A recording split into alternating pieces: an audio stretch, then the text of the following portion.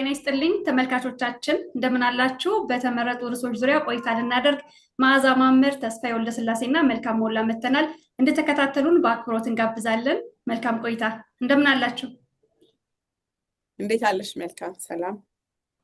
ሰላም እንዴት አላችሁ? ሰላም ነው። ሰላም ነን አለን። እንግዲህ በርካታ ጉዳዮችን እናነሳለን ብለን ተስፋ እናደርጋለን። ወደ ቀዳሚው አጀንዳ እንለፍ። እንግዲህ በዛሬው ዕለት አርበኛ ምሬ ወዳጆ መግለጫ ሰጥቷል። ከዛ እንጀምር። ማዚም መግለጫውን ተመልክተሻል ወይ? ምን ጉዳዮችን ይዟል? አመሰግናለሁ። መልካም እንግዲህ እንዳልሽው ምሬ ወዳጆ እንግዲህ በዛሬው ዕለት በወቅታዊ ጉዳዮች ላይ ሰፋ ያለ ማብራሪያ፣ መግለጫ፣ ማስጠንቀቂያና መልእክት እነዚህ ነገሮች ተደምረው ያሉበት መግለጫ ነው የሰጠው። በወቅታዊ ጉዳዮች ዘርዘር ያለ ማብራሪያ ሰጥቷል። በተጨማሪም ደግሞ ለሚመለከታቸው አካላቶች ጥርት ባለ ቋንቋና አገላለጽ ማስጠንቀቂያም አስተላልፏል። እንደዚሁም ደግሞ ለፋኖ ደጋፊ ለአማራ ሕዝብና እንደዚሁም ለሰራዊቱ ደግሞ መልእክት ያስተላለፈበት መግለጫ ነበር። በመግለጫው ትልልቅ ሀሳቦችን አንስቷል። እንደው የተወሰኑትን ለማስታወስ ያህል በተለይ ከዚህ እኛም እዚህ በውይይት ስናነሳው የነበረው በተለያየ ማህበራዊ ሚዲያ፣ በመንግስት ሚዲያ በእያንዳንዱ እንደው ሲራገብ የነበረው እዚህ ክህደትን በተመለከተ፣ እጅ መስጠትን በተመለከተ እና በየቦታው የሚነሱ አጀንዳዎችን በተመለከተ ዘርዘር አድርጎ ከሃዲዎች በየአቅጣጫው እንዳሉ እንደገናም ደግሞ የሚታወቁ ከሃዲዎች በወጡበት በሄዱበት ቁጥር ሁሉ የአማራ ሕዝብ እንደዚህ አይነት ጉዳይ ላይ አጀንዳ ማድረግ መረበሽ እንደሌለበት እና በትግሉ ሂደት ውስጥ የሚከዱ ሰዎች ይጠበቃሉ፣ እስከ መጨረሻው ድረስ አብረው እንደማይቀጥሉ እንደሚታወቅ እና ብልጽግና ግን እነዚህን ሰዎች ተጠቅሞ የሚሰራው ድራማ የሚጠበቅ መሆኑን በተለይ ለዓለም አቀፍ ተቋማት ኢጋድን ጨምሮ አፍሪካ ህብረትንም አስመልክቶ የሰጠው መግለጫ የአማራ ህዝብ በቁርጠኝነት መሪ እንደሌለው፣ ተቋም እንደሌለው፣ ድርጅት እንደሌለው ተረድቶ በቁርጠኝነት ትግል የሚያደርግበት ከመቼውም ጊዜ በበለጠ ሁኔታ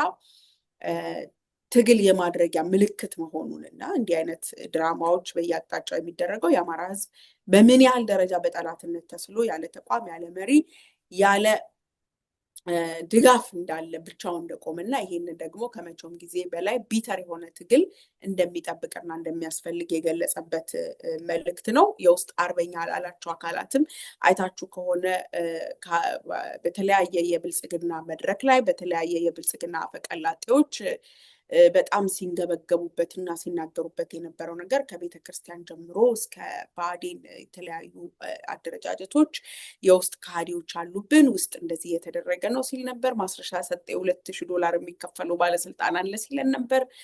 ቀኝ የሚባል ኃይል አለ ሲል ነበር።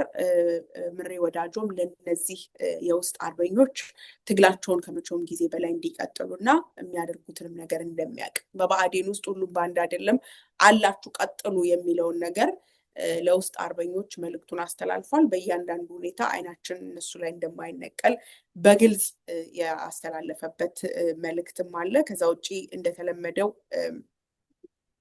መልእክት ያስተላለፈው ነገር አርበኛ ምሬ ወዳጆ ለአዲስ አበባ ነዋሪ ነው። የአዲስ አበባ ነዋሪ የአዲስ አበባ ሕዝብ በተደጋጋሚ ምሬ ወዳጆ በግልጽ መልእክቱን ያስተላልፋል። አሁንም ቢሆን ተደራጅቶ ራሱን ነፃ እንዲያወጣና ፊት ለፊቱ የሚደረገውን የማፈናቀል ፊት ለፊቱ የሚደረገውን ስራ የማሳጣት ፊት ለፊቱ የሚደረገውን የአፈና ተግባሮች እንዴት አድርጎ እንደሚመለከታቸው ራሱን እንዲፈትሽ አሁንም ለአዲስ አበባ ህዝብ ሲሪየስ የሆነ መልእክት ያስተላለፈበት ነው። እንደ አጠቃላይ ስርዓቱን እንዴት እንደሚረዱትን በግልጽ የተናገረበት መግለጫ ነው።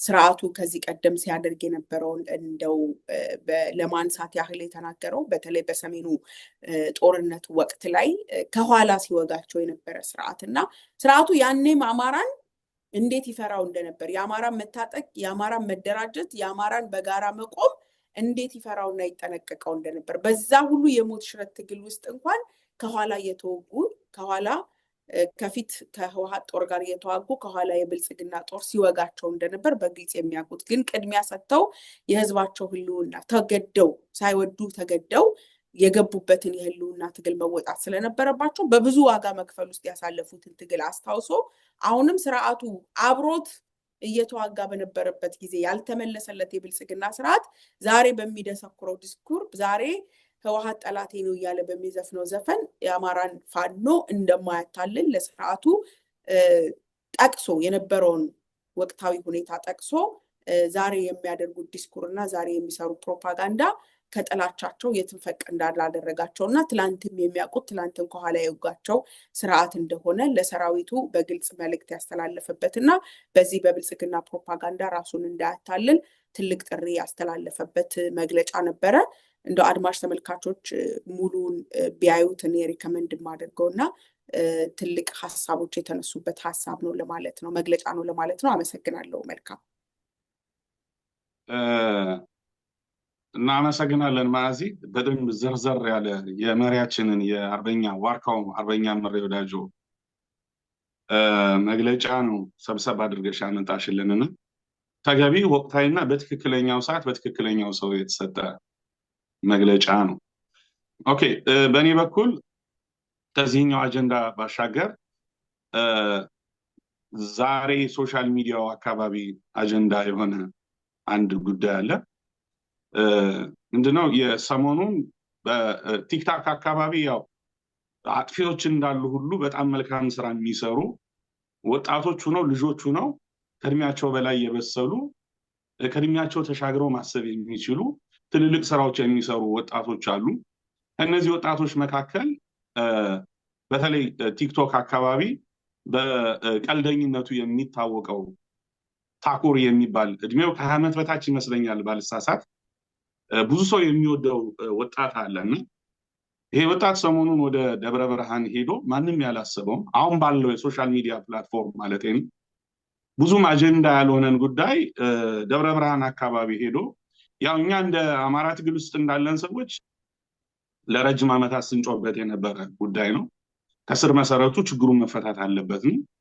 ያ ችግር እንዲፈታ መፍትሄው ስርዓቱ ስር ነቀል ለውጥ ያስፈልጋል ብለን ነው እያቀነቀን ያለነው። ነገር በተለይ ከቲክታክ አካባቢ በማይጠበቅ መልኩ በማይጠበቅ ሁኔታ ይሄ ወጣት ደብረ ብርሃን ሂዶ ተፈናቃዮችን ረጅም ጊዜ ከ5 ዓመት በላይ አስተዋሽ አልነበራቸው፣ ጠያቂ አልነበራቸው፣ ማህበራዊ ሚዲያው የዘነጋቸው መንግስት የማያውቃቸው ዜጎች አማሮችን በግፍ ተፈናቅለው የመጡ አማሮችን ጎብኝቶ አጀንዳ ማድረግ ችሏል። በርካታ ገንዘብ ለመሰብሰብም ጥረት አድርጓል። ትናንት በጣም ደስ የሚል ነበረ። በተወሰነ ደረጃ እያየሁት ነበር ማዚ የገንዘብ ማሰባሰቡን ቲክቶክ ላይ ያስቀናል። ማለት ትንሽ መልካም ነገር ቢኖር የሰው አእምሮ ያን ሰፋ አድርጎ በሰፊው መረባረብ የሚችል መተጋገዝ የሚችል አብሮ መቆም የሚችል ማህበረሰብ እንዳለን ያየውበት ነበር። የታኩር የሚመራው የነበረው የገቢ ማሰባሰቢያ መርሃ ግብርን ከዛ ጋር ተያይዞ እንግዲህ አንድ ባለሀብት አቶ ወርቁ አይተነው 15 ሚሊዮን ብር ሰጡ የሚል እዛው መግለጫ በሰውየው ድምጽ ወጥቷል። አቶ ወርቁ በድምጽ ለታኩር ልኮ መረጃው ይፋ ሆኗል። ከዛ በኋላ ሶሻል ሚዲያ ያንን ነገር ተቀባብሎታል። እንግዲህ ይሄ ገንዘብ የሚሰበሰበው አግማስ በሚባል የግብረሰናይ አገር በቀል የሆነ የግብረሰናይ ድርጅት እንደሆነ ተገልጿል። አግማስ ማን ነው? አግማስ ምንድነው? ከዚህ በፊት የቀደመ መረጃ አልነበረም። ማለት ይሄ ገንዘቡን የሚያዋጣው ሰው እዚህ ሶሻል ሚዲያ ላይ በስፋት የሚንቀሳቀሰው ሰው ስለ አግማስ መረጃ አልነበረውም። ሆኖም ይሄንን የገቢ ማሰባሰቢያ መርሃ ግብር በገጻቸው ሼር ያላደረጉ ሰዎች፣ ፕሮሞት ያላደረጉ ሰዎች፣ እውቅና ያልሰጡ ሰዎች ተቃውመው መጡ። ተቃውሞ የመጡት ምንድነው? ድርጅቱ አግማስ የሚባለው ግብረሰናይ ድርጅት ገንዘብ አልፈልግም አይነት መግለጫ ይዞ ወጣ። ገንዘብ አልፈልግም ምን ማለት ነው?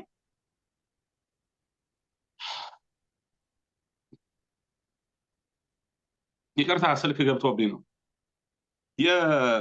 ከፖለቲካ ከእምነት ከምናምን ባሻገር እንደሚሰራ ድርጅቱ መግለጫ ወጥቷል። ያው መግለጫውን ብዙ ሰው ስላነበበው ነው። ነገር ግን ይሄ የፖለቲካ ይዘት ያላቸው ግለሰቦችም ሆነ ድርጅቶች የሚሰጡንን ድጋፍ አንቀበልም አይነት ነው እና በቀጥታ ለአቶ ወርቁ የሚመስል ንግግር ነው እዛ መግለጫ ላይ ያለው። ይህን መግለጫ በተለይ የኡስታዝ አቡበክር አህመድ ሼር ማድረጋቸው ለበርካታ የሶሻል ሚዲያ ሰዎች ጋር ቅሬታ ፈጥሯል። ይሄ ጋር ተያይዞ መግለጫውን ሳይ ደንግጫለሁ እኔ እውነት ለመናገር። አቡበክር ኡስታዝ አህመድ ለደብረ ብርሃን ተፈናቃዮች ገቢ እየተሰበሰበ እንደሆነ መጀመሪያ ሼር አላደረገልንም በገጹ። ማስታወቂያውን አልሰራም። ወጣቶቹ የሚሰሩትን ስራ እንደ ሃይማኖት መሪ ትልቅ ተቀባይነት እንዳለው ሰው ብዙዎች እንደሚያከብሩት ሰው ሼር አላደረገም። ይጠበቅም ስለነበር እንደ አንድ ሃይማኖት ቢቻል መሪዎችን መገሰጽ በተገባ ነበር። ቢቻል ሰው በሰውነቱ በተወለደበት አካባቢ በኖረበት አካባቢ ሀብት ንብረት ባፈራበት አካባቢ በገዛ ሀገሩ በማንነቱ ብቻ ሲፈናቀል ሲገደል እንደ ሃይማኖት መሪ እንደ ተጽዕኖ ፈጣሪ ሰው ማውገዝ በተገባ ነበር። ነገር ግን የግልባጭ ሆኖ የዳንኤል ክብረትን ሃይ ኮፒ መንገድ ለመተግበር ነው ኡስታዝ አቡበክር አህመድ እየተጓዘ የምናየው ማለት ነው። በተደጋጋሚ ባለፉት 3-4 ዓመታት የዳንኤል ክብረትን ሃይ ኮፒ በመያዝ ነው እንቅስቃሴ እያደረገ ያለው። ዞሮ ዞሮ የታኩርን ስራ እነሱ መስራት ሲገባቸው፣ እነሱ ማስተባበር ሲገባቸው የታዳጊ ወጣት ይዞት የመጣውን ስራ ኡስታዝ አቡበክር አህመድ የድርጅቱ መግለጫ ሼር በማድረጉ ጫጫታው ተነስቷል። ድርጅቱ ማን ነው ብዬ ከመግለጫው በኋላ የሶሻል ሚዲያ ገጾቻቸውን መጎርጎር ገባው። ሰብሳቢው አብዱል ሰላም ሺፋ ይባላል። የዚህ አግማስ የተባለ ግብረሰናይ ድርጅት ሰብሳቢ እሱ ነው። እንግዲህ የሰብሳቢውን ገጽ ስጎረጉር ምክንያቱም ምንድነው ድጋፍ ነው። ሰብአዊነት ዘር የለውም። ሰብአዊ ድጋፍ ብሔር የለውም። ሰብአዊ ድጋፍ ሃይማኖት የለውም። ድንበር አያግደውም። ምዕራባውያን አሜሪካኖች፣ ካናዳዎች፣ አውሮፓውያን ለኛ ሀገር በተደጋጋሚ ያግዘውናል። በእምነት ስለምንመስላቸው ወይንም በዘር ሐረግ ስለምንመሳሰል ወይንም በቆዳ ቀለም ስለምንመሳሰል አይደለም። ከዜጎቻቸው ግብር የሰበሰቡትን ገንዘብ ወደኛ ሀገር ሲልኩት ቅድሚያ ሰብአዊነትን ታሳቢ አድርገው ነው የሚያደርጉት።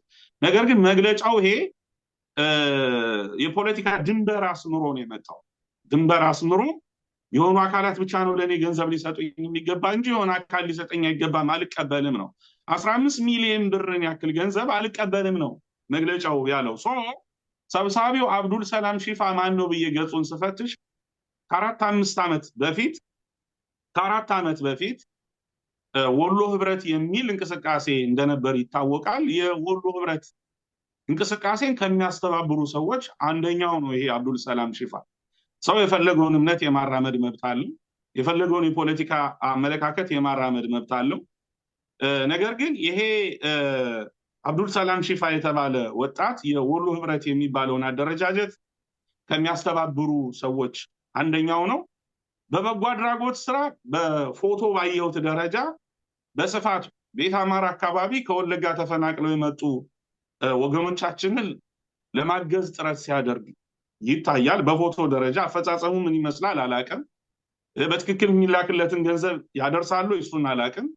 ግን የወሎ ህብረት አቀንቃኝ የነበረ ወሎ ክልል መሆን አለበት ብሎ የሚያምን ወሎ ራሱን ችሎ መቆም አለበት ከአማራ ህዝብ እንግዲህ የአማራ ህዝብ መሰረቱ ቤት አማራ እንደሆነ ይታወቃል። አማራ ሳይንት እንደሆነ ይታወቃል።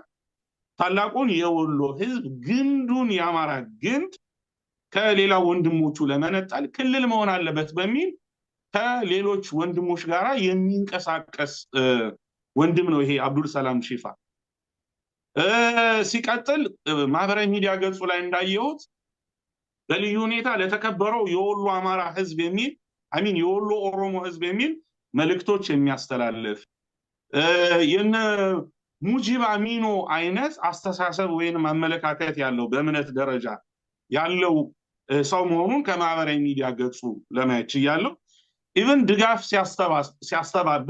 ድጋፍ ሲያስተባብር አላማው መልካም ሆኖ የሚመርጣቸው ሚዲያዎች እንኳን የተመረጡ ሚዲያዎች ናቸው።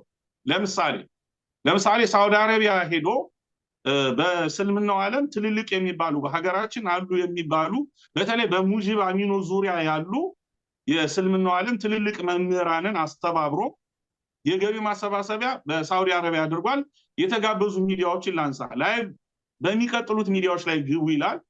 በነጃህ ሚዲያ፣ በሃሩን ሚዲያ፣ በወሎ ቲዩብ፣ በከውሰር ቲዩብ፣ በመስኮት ቲዩብ፣ በሬዲዋን ሀያቱ፣ በሚፍታህ ኬ፣ በኡስማን አብዱ ቲክቶክ ይላልና የመረጣቸው ሚዲያዎች እንግዲህ ከሃይማኖት እኛ ከምንም ገለልተኛ ነን ነው የሚለው የመረጣቸው ሚዲያዎች ለሰብአዊ አገልግሎት በሚያስተባብረው መድረክ ላይ የመረጣቸው ሚዲያዎች የአንድ እምነት ሚዲያዎችን ብቻ መርጦ ነው ስራዎችን የሚሰራው።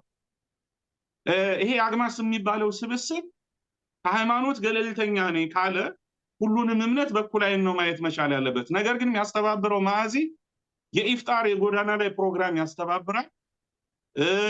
የረመዳን ወቅት ላይ ለድሆች እንደ የማገዙ ነገር አለ። ይሄም በሌላው በክርስትናው እምነት በዓላት ሲደርስ ምናምን አታዩም። ያለፉት 4-5 ዓመታት ከ1 ሰዓት በላይ ወስጄ ነው ገጹን የፈተሽኩት። ክርስትናው ላይ ምንም አይነት እንትን የለውም። የክርስትናው እምነት የክርስትናው ሃይማኖት ችግረኞች ተፈናቃዮችን በባህላቸው አይጠይቅም። የሚጠይቀው እሱ ለወጣበት መብቱ ሊሆን ይችላል። ያ መብቱ ሊሆን ይችላል። እሱን ልቃወም አልችልም። ግን በመግለጫው ላይ የገለጸልን ነገር ከየትኛውም እምነት ገለልተኛ እንደሆነ የሚገልጽ መግለጫ ነው ዛሬ የወጣውና ጽንፍ የያዘ የነ ሙጂብ አሚኖ ግሩፕ ነው። ይሄ የአግማስ የሚባለው የግብረሰናይ ድርጅት ሰብሳቢ። አሁን የኔ ጥያቄ ይሄ ድርጅት ገንዘብ በውጭ ሀገራት ሳይቀር ይሰበስባል። መሰረቱ የድርጅቱ መሰረት ሀገር ቤትና አሜሪካን ሀገር ነው ዋናው ቤዝ። ይሄ በግልጽ ገጹ ላይ ተጽፎ የሚገኝ ነው። ያ ከሆነ ዶላርም ይሰበስባል፣ በአረብ ሀገራትም ይሰበስባል። የመጀመሪያው ጥያቄ ይሄ ድርጅት የሚሰበስበውን ዶላርም ሆነ ከሳውዲ አረቢያ የሚሰበሰበውን ሪያል ኦዲት አስደርጎ ያውቃሉ ወይ? ያለፉት 4-5 ዓመታት ሰፊ እንቅስቃሴ የሚያደርግ ድርጅት ነው። ኦዲት ተደርጎ ያውቃሉ የሚል አንድ ጥያቄ አለኝ።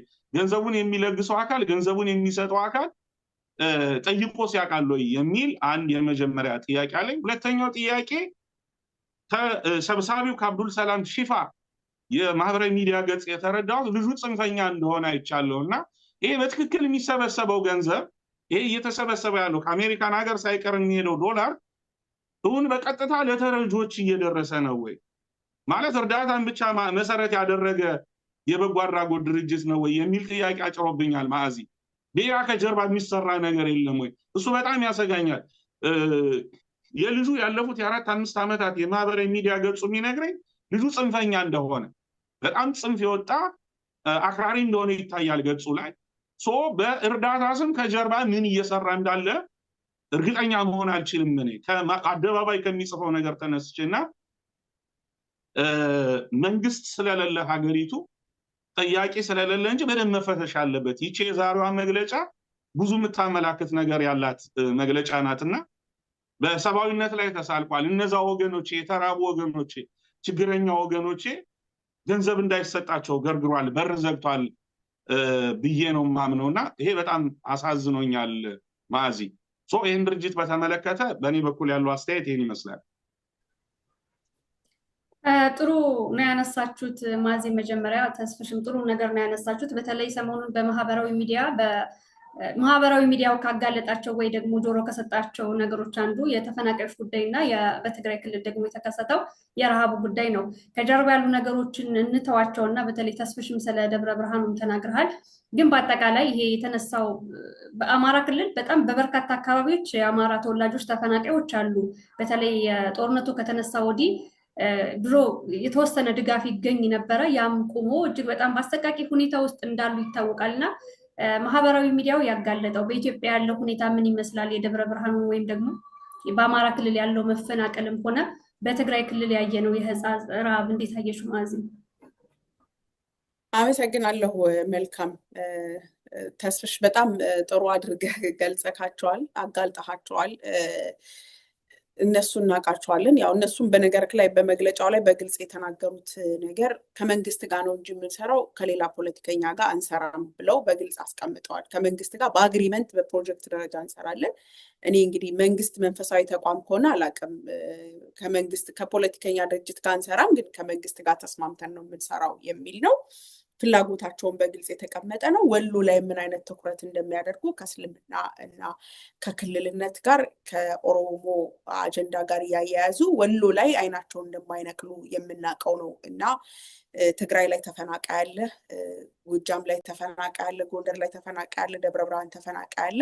ለምን ፖለቲካል ኮንስፓይሬሲ እንደፈለጉት በዝርዝርም የምንሄድበት ጉዳይ ነው። ወደፊት እንደ ቀልድ የሚታው ነገር አይደለም። ማዝነው ግን ኡስታዝ አቡበከርን የመሰለ የሃይማኖት ሰው በጣም ከማከብራቸው ሰዎች አንዱ ስለነበር በየጊዜው እንደዚህ የሆኑ የመንግስት እየተጣጠፉ ያከበርናቸው ያመሰገናቸው እና ብዙ ተስፋ የምናደርግባቸው ሰዎች መንግስት በየጊዜው ያጣጠፈ ከኋላ ኪሱ ሲከታቸው ስናይ በእውነት ሰው ሳይቀረን ሰው እያጣን ነው። የቀረን ሰው የለም እንደኛል። በጣም ስጋት ይገባኛል። ወደፊት የምናየው ነው። ወርቁ አይተነውም እንግዲህ በዚህ አጋጣሚ አጋልጦልናል።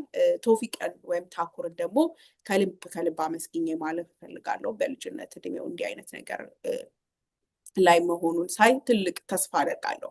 መልካም አንድ ነገር ታስታውሻለሽ፣ ወደ ረሃቡ ጉዳይ ወደ ተፈናቃዮች ጉዳይ ስንመጣ አንቺም እኔም እንግዲህ ከተፈናቃዮች ጋር በተያያዘ በብዙ መልኩ ብዙ ስራዎች እና ብዙ የሰብአዊ ድጋፎች ላይ እንሳተፍ ነበር።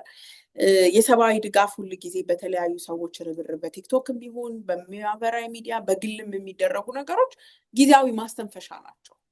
እጃችንን አጣጥፈን ስለማንመለከት የሚደረግ ነገር እንጂ ከስር መሰረቱ በዘላቂነት ችግሩ እንደማይፈታ በግልጽ የሚታወቅ ነው። ሰዎች እንዳይራቡ ወይም ደግሞ ረሃቡ ያመጣው ምክንያት ሰው ሰራሽ ከሆነ ያን ሰው ሰራሽ ምክንያት መፍትሄ መስጠት፣ ተፈጥሯዊም ከሆነ ለዛ የሚሆን ዝግጅትና ከዛም በኋላ ላመጣው ችግር መፍትሄ መፈለግ እንጂ የተራቡ ሰዎችን በግለሰቦች ደረጃ በሚዲያ ደረጃ ገንዘብ ተለምኖ ችግሩ እንደማይፈታ በግልጽ ይታወቃል።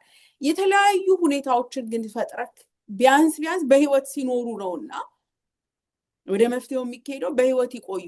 ዝም ብለን ከምናያቸው ረሃብ ጊዜ ስለማይሰጥ በጥይት መሞት በጣም ቀላል ነገር ስለሆነ ከረሃብ በላይ ረሃብ ጊዜ ስለማይሰጥ እንዴት እናስተንፍስ ተብሎ ብዙ ተሳትፎ ይደረጉ ነበር። ብዙዎቻችን ግን በተለይ በአማራ ፖለቲካ ጉዳይ በህልውና ትግል ላይ ዳይሬክትሊ ኢንቮልቭመንት ያላቸው ሰዎች ግን እንዲህ አይነት ነገሮችን ሪፍሬን አድርገዋል። ምክንያቱም እነዚህ ሰዎች ዳቦ እንኳን እንዳያገኙ ነገሩን ከፖለቲካ ጋር እያያያዙባቸው የሚረዷቸውን ሰዎች ቆጥረው አያስገቡላቸው። የሚረዳቸው ሰው ማን እንደሆነ ማየት ይፈልጋሉ። የእነ አቡበከር መግለጫ ይሄ ነው ማሳያው። ወርቁ አይተነው ወይም ሰንበዲ የአማራ ባለሀብት የሆነ ወይም የሆነ አንድ ሰው ስለረዳቸው ነገሩ ፖለቲካ ተደርጎ ብልጽግና እንዳስራባቸው በግልጽ በአደባባይ ይወጣል ተብሎ ስለሚታሰብ እነሱ በረሃብ ቢሞቱ ምንም አይደለም፣ ለእነሱ ጉዳያቸው አይደለም። እና ብዙዎች ሪፍሬን አድርገው ችግሩን ከስር መሰረቱ መፍታት መሰረታዊ የሆነውን የረሃቡ ምክንያት የሆነውን የፖለቲካው የህልውና ጥያቄው ምክንያት የሆነውን ብልጽግና ለአንዴም ለመጨረሻም ጊዜ ማሰናበት ይቀላል ተብሎ ሰው ሁሉ ወደ ህልውና ትግል የገባው ፋኖ ትጥቅ ትግል አንስቶ የወጣው አንደኛውና መሰረታዊው ምክንያት በተለያዩ የኦሮሚያ ክልሎች ላይ የነበሩ ወገኖቻችን መገደል፣ መፈናቀል፣ የተፈናቀሉት ደግሞ ከሞትና ከጥይት የተረፉት ደግሞ በረሃብ በቸነፈር እንዲሞቱ፣ ትምህርት ቤት እንዳይሄዱ፣ ሰርተው እንዳይበሉ፣ በተፈናቀሉበት አካባቢ ቦታ ላይ እንኳን ማልማት እንዳይችሉ በረሃብ እንዲሞቱ የሚደረግበት አንዱና ቤዚክ የፋኖ የትግል ምክንያቱ የህልውና ጥያቄው የህልውናው ጥያቄ ውስጥ የገባው አንዱ ማህበረሰባችን ዛሬ በተፈናቃይ ካምፕ ከሞት የተረፈው ህዝባችን ስለሆነም ጭምር ነው። ይሄንን የረሃብ ጉዳይ ስናነሳ የመጀመሪያውና አሳፋሪው ነገር በጣም ልብ የሚያደማው ነገር ሰው ተራበ ሲባል የሚደነግጥ የለም። ኢሚዲየትሊ አይታችሁ ከሆነ ከፖለቲካ ጋር ነው የሚገናኘው። ሰው ተራበ ሲባል መንግስት አስራበ ልትሉ ነው ይላቸው። ጠረጴዛ እየደበደበ ይኸው አስራባችኋቸው ህወሓቶች ከመንግስት ጋር መታረቅ ስለማችሉ ይላል የትግራይ ህዝብ ተራበ ሲባል።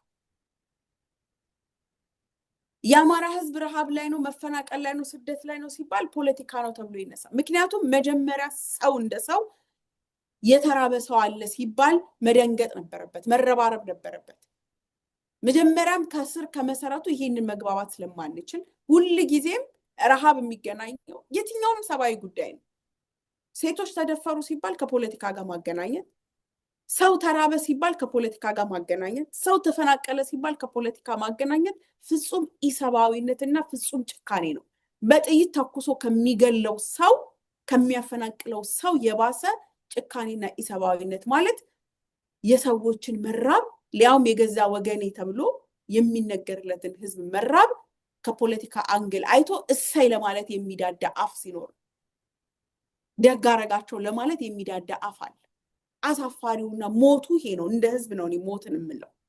ትግራይ ላይም የተፈጠረው አማራ ክልል ላይም እየሆነ ያለው ነገር ከሰሜኑ ጦርነት ጋር ተያይዞ የተፈናቀለው ህዝብ የአማራ ክልልን ደግሞ ለየት የሚያደርገው የሰሜኑ ጦርነት ሳይጀመር ጀምሮ የሰሜኑ ጦርነት ተጠናቀቀም ከተባለ በኋላ ከቤንሻንጉል ከመተከል ከተለያየ የኦሮሚያ ቦታዎች የኦሮሚያ ክልል ቦታዎች የሚፈናቀለው ህዝብ እንደቀጠለ ነው። ደብረ ብርሃን ብቻ አይደለም የአማራ ተፈናቃይ ያለው። በአራቱም የአማራ ክልል ቦታዎች ላይ ተፈናቃዮች አሉ። ይሄ በማስረጃ የተቀመጠ ነው። ዛሬ አይደለም፣ የዛሬ 5 ዓመት 4 ዓመት የዛሬ 3 በየጊዜው አጀንዳችን እያደረግን ብንናገረው ከፖለቲካ ፐርስፔክቲቭ እየታየ የህዝቡ ረሃብ በፊት እኮ ቢያንስ እኮ መጠለያ ካምፕ ውስጥ መኖራቸው ለአደባባይ ማውጣት እኮ ችግር አልነበረው። አሁን እኮ እዛ ካምፕ ላይ ሄዶ ማናገር መጠየቅ ራሱ ፖለቲካ ነው። ደብረ ብርሃን ላይ 3 የተፈናቃይ ካምፕ አለ። ህፃናት ቤተሰቦቻቸውን ያጡ ወላጅ የሌላቸው ህፃናት፣ አካል ጉዳተኞች፣ አዛውንቶች እዛ አሉ። የደብረ ብርሃን ህዝብ በጦርነት ውስጥ ነው ያለው። ከራሱ አልፎ ያንን ወገኑን የሚመግብበት አቅም የለም። ራሱ የደብረ ብርሃን ህዝብ ሌላ ክራይሲስ ውስጥ ነው ያለው። ወሎ ላይ ብትሄዱ እያንዳንዱ ሸዋ ላይ እንግዲህ ደብረ ብርሃን 3 ተፈናቃይ ካምፖች እኛ የምናውቃቸው አሉ። በየቤቱ በየጎዳናው የተጠለለውን ትተነው ነው። ወሎ ሐይቅ ላይ በውል የሚታወቀው 3 ተፈናቃይ ካምፕ አለ። ጃሬ ላይ አለ። የቱርክ ካምፕ ተፈናቃይ አለ። የቱርክ ካምፕ የሚባለው መልካም ሄዳችሁ ብታዩ ተስፈሽ ከከተማው በጣም ሩቅ በፊት ቱርኮች መንገድ ሊሰሩ ብለው የገቡበትና እዛ ላይ ለቦታ ማከማቻ ምናምን ለማቴሪያል ማከማቻ ብለው የሰሩት መጋዘን ነው። የመንገድ ስራውን ቆሟል፣ እንቅስቃሴው ቆሟል። ያ መጋዘን ግን ከወለጋ ከሞት የተረፈ ህዝብ እዛ ውስጥ ተከቷል። ሄደህ ለማየት እንኳን የአካባቢው ሰው እንኳን ምግብ ዳቦ ላቅምሳቸው ካለ ላይ ቢል እንኳን ከአካባቢው በጣም ሩቅ በመሆኑ ማግኘት አይችሉም። ውሃ የለም፣ መብራት የለም፣ ምንም ነገር የለበትም አካባቢው። እዛው ሌላ መካነ ሰላም የሚባል ከ7 ዓመት በላይ ተፈናቃዮች ያሉበት ቦታ አለ። ጃራ ላይ ብትሄዱ እንደዛው ነው። ወሎ ላይ ብቻ ከመተከል በተለያየ ጊዜ የተፈናቀሉት ሰዎች በተለያዩ የጎጃም ቦታዎች ላይ ሰከላ፣ ፍኖተ ሰላም፣ ቡሬን ጨምሮ እኔ በአይኔ ስላየዋቸው ነው የምነግራችሁ። ተፈናቃይ ካምፕ የሚባል የለም። በየሰፈሩ ያለው መጠለያ ውስጥ ተበትነው እስካሁን ወደ ቦታቸው ያልተመለሱ ከሰው በታች ሆነው የሚኖሩ አሉ። ታምናላችሁ? ጎንደር ላይ ደብረ ታቦር ላይ ተፈናቃዮች አሉ። ደብረ ታቦር መሃል ላይ የተፈናቀሉ ከወለጋ ተፈናቅለው ሂዱ ወደ መጣችሁበት ዘመዶቻችሁ ወዳሉበት ተብለው ቆጥረው የላኳቸው አሉ። አራቱም የአማራ ክልል አቅጣጫ ላይ የተበተነ ተፈናቃለ። አማራ ግን በየቀኑ የህልውና ጥያቄ ስላለበት በየቀኑ አጀንዳ ስለሚሰጠው በየቀኑ ረፍት አልባ ስለሆነ ቀስ እያለ በረሃብ ስለሚሞተው ህዝቡ የሚናገርበት አላገኘም። ለምን? በየቀኑ በጥይት እየሞተ ስለሆነ።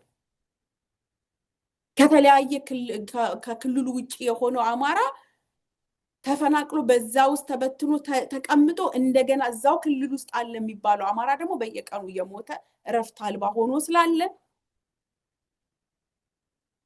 ትንፋሽ የሌለው። እኔ እኮ ያናገርናቸው ተፈናቃዮች እኮ በመትረፋቸው እኮ የሚጸጸቱ ናቸው። ለቀበሯቸው ቤተሰቦቻቸው እነሱማ የተባረኩ ስለሆኑ እነሱማ እድለኞች ስለሆኑ ነው ቀያቸው ላይ የተቀበሩት።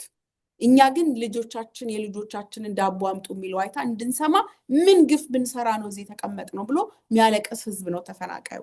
ግን አማራ ረፍት አልባ ነው። የቱን ከምኑ እንደሚያደርገው አያል። ሕጻጽ ላይ የተፈጠረው የትግራይ ህዝብ የተፈናቀለው ፖለቲከኞች ጉዳያቸው ስላልሆነ ፖለቲከኞቹ የሚነጋገሩበት የተለየ አጀንዳ ስላላቸው በመፈናቀል ስለሚመጣ ሰቀቀን በመፈናቀል ስለሚመጣ ረሃብ ጉዳያቸው አይደለም። ያንን ሲነሳ ግን ከፖለቲካ ጋር ሊያያይዙባቸው ይፈልጋሉ። አናፍርም እንደው ሰው እንደዛ የሰው ልጅ አጥንቱ እንደዛ ወጥቶ እየታየ ፖለቲካ ልናደርገው ስንሞክር በቁም በሞታችን በግልጽ የሚታይበት ነው። እኔ አሁንም የሚደረጉ እርዳታዎችን የሚደረጉ ድጋፎችን ቀደም ከጠራሃቸው የፖለቲካ ጥቅመኞች ውጪ በሆነ እውነት ለመናገር ወጣቶቹ የሚያደርጉትን ነገር በጣም አከብራለሁ። ትንፋሽ ያስፈልጋል። ህዝቡ ከፖለቲከኛም ለምኑት ከሰይጣን ለምነብት ሰጣው ረሃብ ላይ ያለ ሰው ችግር የለው ይቀበላል። ህዝቡ የሚፈልገው ዛሬን ማደር ነው። ከራሱ መራብ በላይ ልጆቹን የሚያበላው ያጣ ህዝብ ነው።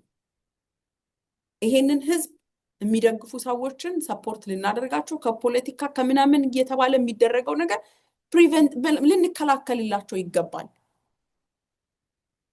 ህዝቡን ትንፋሽ እንዲሰጠው ዳቦ በልቶ እንዲያድር በህይወት እንዲኖር ማድረግ ያስፈልጋል። ይሄ የሆነ ያለው ሰባዊ ድጋፍ የሚመለከተው ያ ስለሆነ ከዛ ውጪ ግን ፖለቲከኞች በተለይ ደግሞ የህልውና ትግል እየታገለ ያለው የፋኖ አቋም በዚህ ጉዳይ ላይ ችግሩን ከስር መሰረቱ መፍታት የሚቻለው እንዲራብ ያረጋቸውን ፖለቲከኛ ልኩን በመስጠት ነው። እንዲራብ ያረጋቸውን ፖለቲካ በማጥራት ነው። ፖለቲካ ነው ፖለቲካ ወለድ ረሃብ ነው እየተስተናገደ ያለው ሌላ አይደለም። ተፈጥሮ የሚያመጣው ወይም ሌላ ሰው ሰራሽ ችግር ሳይሆን ፖለቲካዊ ረሃብ ነው ይሄ ህዝብ እየተራበ ያለው። የሰሜኑ ህዝብ እየተራበ ያለው ፖለቲካዊ ረሃብ ነው። ለፖለቲካዊ ረሃብ ስር መሰረት ያለው የፖለቲካዊ መፍትሄ ያስፈልጋል። ይሄን ደግሞ በመነጋገር ይሄን ደግሞ በማውራት ይሄን ደግሞ በሰልፍ መፍታት ስላልተቻለ የትጥቅ ትግል ነፍጥ ያነሳው አካል ሊያስቆመው ይገባል። ተስፋው ፋኖ ነው። ለየትኛውም እኔ ለአማራው እንዳይመስላችሁ ይሄን የምለው በየትኛውም ቦታ ላለ ለተራበ ለተፈናቀለ ለተጎሳቆለው ህዝብ ተስፋው የፋኖ የትግል እንቅስቃሴ ነው። ነገር ግን ለማስተንፈሻ የሚደረጉ በህይወት ለማቆየት የሚደረጉ ሰባዊ ድጋፎች አሁንም ቢሆን ተጠናክረው መቀጠል አለባቸው ለማለት ነው። አመሰግናለሁ። መልካም በጣም አመሰግናለሁ። በርካታ ነገሮችን አንስታችኋል። ይሄ ማህበሩ ከመንግስት ጋር ነው የምሰራው ያለው ማህበር እኔ አንድ ሁለት ጥያቄዎችን ቢመልስልኝ ለኔ ለራሱ ተስፈሻ አንተ ካነሳው ዙሪያ በተጨማሪ ደስ ይለኛል። አንደኛው አገዛዙ በተለይ ከኦሮሚያ ክልል የተፈናቀሉ ሰዎች ወደ ቀያቸው መመለስ አለባቸው ብሎ ተፈናቃዮችን ምግብ በየ3 ወሩ 15 ኪሎ የሚሰጠውን ከተራድኦ ድርጅቶች ከከለከለ በጣም ቆይቷል። ምክንያቱም መመለስ አለባቸው አለዛ ምግብ አታገኙም ብሎ ምግብ ከልክሏቸዋል። እና ምግብ በመከልከል ነው አብሮ ከመንግስት ጋር እየሰራ ያለው ለተፈናቃዮቹ ወይስ ከመስጠት ጋር? እንግዲህ የሚሰጥ ቢሆን ኖሮ አልቀበልም ብሎ መግለጫ አያወጣም ነበረ። ሌላው ደግሞ ተፈናቃዮቹ እንዲመለሱ እንዲበታተነው ተበታትነው እንዲጠፉ በጣም ከሚደረጉ ነገሮች አንዱ የሚኖሩበትን ቦታ በዳስ በምናምን ነው የሚኖሩ ወይ በቆርቆሮ ቤት አፈር ይደፋባቸው ነበር ቤታቸው ጋር። እንደውም እየፈለኩ ነበር ቪዲዮን ካለ ለማሳየት በሚል አላገኙትም እንጂ ተፈናቃዮቹ ለቀው እንዲሄዱ ከዛ ካሉበት እንኳን ከድንኳን ዝናብና ፀሐይ ከሚፈራረቅበት ድንኳን እንኳን ለቀው እንዲወጡ በራፋቸው ላይ ወይ መተላለፊያዎቹ ላይ አፈር ይደፋ ነበር። እና ለምን ሲባል በቃ እናንተ እኮ ልቀቁ ተብላችኋል ለምን አትለቁም የሚል ነበር። ይሄንን የሚያደርገው ያገዛዙ አካል ነው። እና ከየትኛው ይሄ ማህበር የሚለው ተፈናቃዮችን እየረዳው ነው እንደውም በቅቶኛል በበቂ ሁኔታ ነው የሚለው መግለጫው እንደውም በጣም እያኖራቸው እንዳለ ነው የሚገልጽና በምን መልኩ ነው ከብልጽግና ጋር ሰራለሁ ብሎ መግለጫ ያወጣው? እኔ የዚህ ሀገር ህዝብ የኢትዮጵያ ህዝብ በጣም ያሳዝነኛል። ሲፈናቀሉ መጀመሪያ በሰው ሰራሽ ምክንያት ነው የተፈናቀሉት። ከተፈናቀሉ በኋላ በፖለቲካ ይፈናቀላሉ። ከተፈናቀሉ በኋላ ፖለቲካ ይሰራባቸዋል በየሄዱበት እና አጀንዳው እያንዳንዱ ሰው ጋር ሲደርስ ለራሱ የሆነ ትርጉም ሰጥቶ ነው የሚደርሰው። አሁን ታኩር በአጋጣሚ ነው ሄደው ከህፃጽ የሚለው አጀንዳ ከመነሳት በፊት አጋጣሚ ስል ታይሚንጉ አጋጣሚ ነው። እሱ ሄዶ አስቦበት ደግፎ ቪዲዮ ይዞ የወጣበት ሁኔታና የህፃጽ ራብ የወጣበት ተመሳሳይ ሁኔታ ነው እና የደብረ ብርሃን ሁኔታ ሲነሳ ፖለቲካ የሚሰሩ ቁጭ ብለው በረሃብተኛ ምንም የማይሰቀጥታቸው ህፃናት ልጆች በጣም አረጋውያን ቁጭ ብለው ራብን ለሚሉ ሰዎች የሚሰጡት ህፃን ስለተነሳ ነው እንደ ይህንን የምታነሱት ነው የሚሉ ሁለቱም ተጎድተዋል። ወይ ደግሞ አብዛኛው ተፈናቃይ 4-5 ዓመት ከቀየው ሳያርስ ምንም ሳይል ሳይነግድ ሳይሰራ ቁጭ ብሎ የሰው እጅ የሚያየው አይደለም።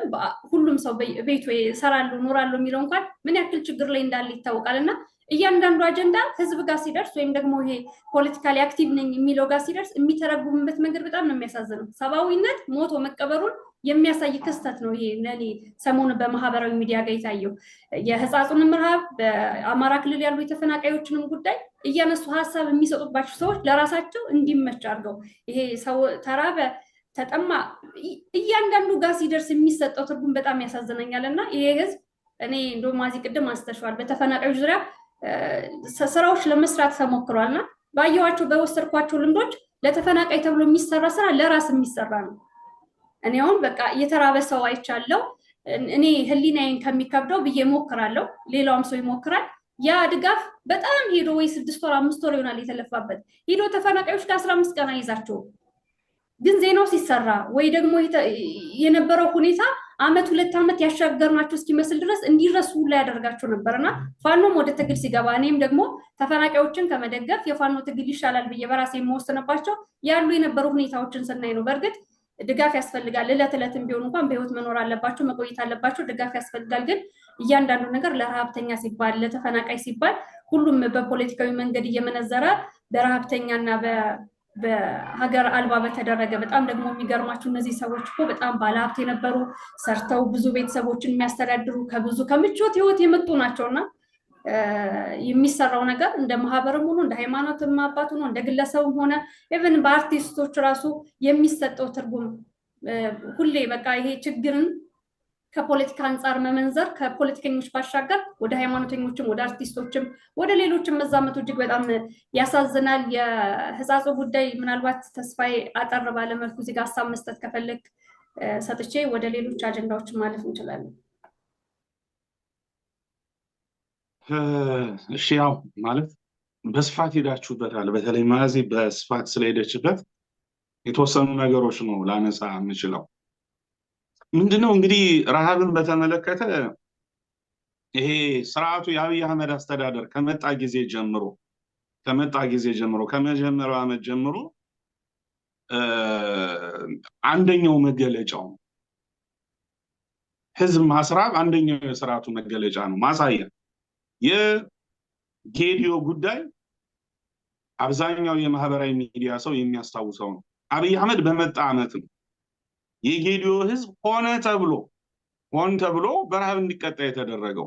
በረሃብ መቀጣቱ አይደለም መልካም፣ አጀንዳው እንዳይወጣ ታፍኖ 1 ሚሊዮን ያላነሰ ህዝብ ያደግ የጌዲዮ ህዝብ መራቡ እንዳይሰማ ተደርጓል። በዚህ አጋጣሚ ሶሻል ሚዲያው ላይ የአማራው አክቲቪስት ነው ጉዳዩን አጀንዳ ያደረገው ያጋለጠው ለኢትዮጵያ ህዝብ ያሰማው የአማራው አክቲቪስት ነው። በጊዜው በጣም በስፋት ነው የሰራንበት የጌዲዮን ጉዳይ ረሃባቸው እንዳይሰማ። አሁን በትግራይ ጉዳይ ከወጣው ፎቶ ይልቅ የጌዲዮ በጣም ይዘገንን ነበር። እኔ አእምሮዬ ላይ እስካሁን ድረስ አለ። መራባቸው ሳይታወቅ አንድ ሚዲያ ድምፅ ያሰማ ጠፍቶ፣ አንድ አክቲቪስት ስለጉዳያቸው የሚጽፍ ጠፍቶ፣ ታፍኖ መረጃው ተከበው ጌዲዮች 1 ሚሊዮን ህዝብ እንዲራብ ተደርጓል። ይሄ የስርዓቱ የመጀመሪያው ዓመት ለሀገራችን የሰጠው ስጦታ ነው፣ የቅጣት ስጦታ። ረጂ ድርጅት ከውጭ ሀገር መጥቶ ነበር ጌዲዮን መርዳት አትችሉም ተብለው ነው የተከለከሉ ነጮቹ ጌዲዮቹን። እንግዲህ አብይ አህመድ በመጣ የመጀመሪያው ዓመት 2018 19 አካባቢ ይመስለኛል የጌዲዮ ረሃብ። ረጂ ድርጅቶች ግብረሰናይ ድርጅቶች እንኳን ያን የተራበ ህዝብ እንዳያግዙ የከለከለ ስርዓት ነው የአብይ አህመድ አስተዳደር። ከጌዲዮ በኋላ አብዛኛው አድማጭ ተመልካች እንደሚያስታውሰው ቦረና እንዲሁ ሰፊ ድርቅ ተከስቶ ነበር።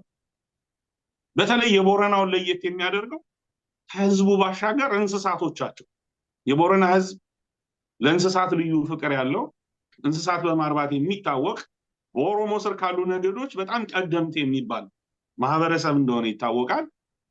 ያ ህዝብ እንስሳቶቹ ተርበው ሶሻል ሚዲያው ላይ አዲስ አበባ የተወሰነ ነገር ተሰብስቦ ወደ ቦታው በተለይ ለእንስሳቱ ግጦሽ ሲሄድ እነ ሽመልስ አብዲሳ መልሰውታል። ግጦሹ ተመልሷል። ጨካኞች ናቸው። ለከብቶች እንዳይሄድ የማይናገሩ እንስሳት በልተው እንዳያድሩ የተሰበሰበውንም ገንዘብ በስንቄ ባንክኛ በከፈትንላችሁ አካውንት ካልሆነ እናንተ መሰብሰብና መስጠት አትችሉ፣ መውሰድ አትችሉ። ወጣንለታል ከሚሉት የኦሮሞ ህዝብ እንኳን ተርቦ እና አብይና ሽመልስ ገንዘብ እንዳይሰበሰብለት ለከብቶቹ ሳር እንዳይደርስ የግጦሽ ሳር ይሄ መኖ እህል እንዳይደርስለት ያደረጉ ጨካኞች ናቸው፣ ለማንም የማይመለሱ። ወደዚህ ወደኛው ክልል ስንመጣ ይሄ ትግራይ ዝናብ አጠር የሆነውን አካባቢ አይደለም ትርፍ አምራቹ የጎጃም ቀጠና መንገድ ተዘግቶ እንዲራብ እኮ እየተደረገ ነው። ባለፈው አንድ አመት ጎጃም 2 ትልልቅ መንገዶች ተዘግተዋል። መልካም ከባህር ዳር ሞጣ ግንደወይን መርጠሎ ማርያም በብቸኝነት ጎጃም ከወሎ ጋር የሚገናኝበት ከመርጠሎ ማርያም መካነ ሰላም ያለው መንገድ አንድ አመት ደፍኖታል ከተዘጋ። ከባህር ዳር በተመሳሳይ ሞጣ ግንደወይን አድርገሽ በቢቼና ደብረ ወርቅ በደጀን ወደ አዲስ አበባ የሚሄደው ሌላው ሁለተኛው ትልቁ መንገድ አመት ሆኖታል ከተዘጋ። እንደውም የሆነ ሰሞኑን ሶሻል ሚዲያ ላይ የሾፌሮች አንደበት የሚባለው ገጽ አንድ ቪዲዮ ለቋይቸው ነበር መነጋገሪያ አድርጎት ከሞጣ ወደ ደጀን አዲስ አበባ የሚወስደው መንገድ ላይ አንድ አርሶ አደር አስፋልት መንገዱ ላይ እህል ዘርግቶ እየወቃ በበሬ የሚያሳይ ምስል ይዞ ወጥቶ ሾፌሮቹ ሲነጋገሩበት ነበር። ገበሬው እንዴት አስፋልት ላይ ይወቃል እንዴ? ገበሬው እዛ አስፋልት ላይ መውቃት እህሉን ለመውቃት የወጣበት ዋናው ምክንያት ከአመት በላይ በዛ ጥቁር አስፋልት መኪና አይቶ ስለማያውቅ እነዚህ ሰዎች ካልተጠቀሙበት እኔ ልጠቀምበት ብሎ ነው ያንን ያደረገው። ትርፍ አምራቹ የጎጃም ገበሬ በአዲስ አበባ ማዕከላዊ ገበያ የሚያተርፈው ጠንካራ የጎጃም ገበሬ ሆነ ተብሎ አንድ አመት በአብይ አህመድ አስተዳደር ውሳኔ እንዲራብ ተደርጓል። መንገድ ተዘግቶ ይሄ ዝናብ አጠሩ ቦታ መራቡ ለምን ይገርመናል? ትርፍ አምራቹ ቦታ በረሃብ እንዲቀጣ እየተደረገ እኮ ነው ጎጃም ምድር ላይ። አንድ ሁለት ወረዳ አይደለም ማዕዚና መልካም አካባቢውን በደንብ የምታውቁት ከሆነ 8 ወረዳ ነው ለአንድ አመት በአስፋልት እንዳይገናኝ የተደረገው። 8 ወረዳዎች ከደብረ ወርቅ ተነስተሽ ባህር ዳር ለመምጣት በጣም አቋራጩ መንገድ በሞጣ መስመር መምጣት ነው፣ በጣም አቋራጩ። ነገር ግን አብይ አህመድ በኮማንዶች ያን መንገድ ስላዘጋ በደብረ ማርቆስ ዙሮ በጣም ረጅም ርቀት ተጉዘው ትርፍ መንገድ ተጉዘው ነው የሚመጡ ደብረ ወርቆች። በተመሳሳይ ቢቸናዎች፣ በተመሳሳይ ይሄ ቁይ ይሄ ሸበል በረንታ ምናምን የሚባሉ 8 ወረዳዎች ባህር ዳር ለመምጣት ረጅም መንገድ አቋርጠው ነው የሚመጡ። እንዲህ ያልተነገረ ዜና እኮ አለ ሶሻል ሚዲያው ያላወጣው ዜና። ከባህር ዳር ሞጣ ለመምጣት አሁን መኪና ስለተከለከለ በጋሪ እኮ ነው ሰው የሚመጣው። አሁን ይህን ስናገር ሰው እያጋነንኩ ሊመስለው ይችላል። በ21ኛው ክፍለ ዘመን ጎጃም ምድር ላይ አብይ አህመድ ባሰማራው ኮማንዶ ትልቁ የፌደራል መንገድ ዋናው ጥቁሩ አስፋልት በአብይ አህመድ ኮማንዶዎች ስለተዘጋ ከሞጣ ባህር ዳር የአማራ ህዝብ እየተጓዘ ያለው በጋሪ ነው። የስርዓት የተወሰነ ዝናብ አጠሩን አካባቢ ሆነ ብሎ እንዲራብ ያደርግ ምን ይገርማል? ትርፍ አምራቹ ቀጠናን መንገድ ዘግቶ ያንገላል።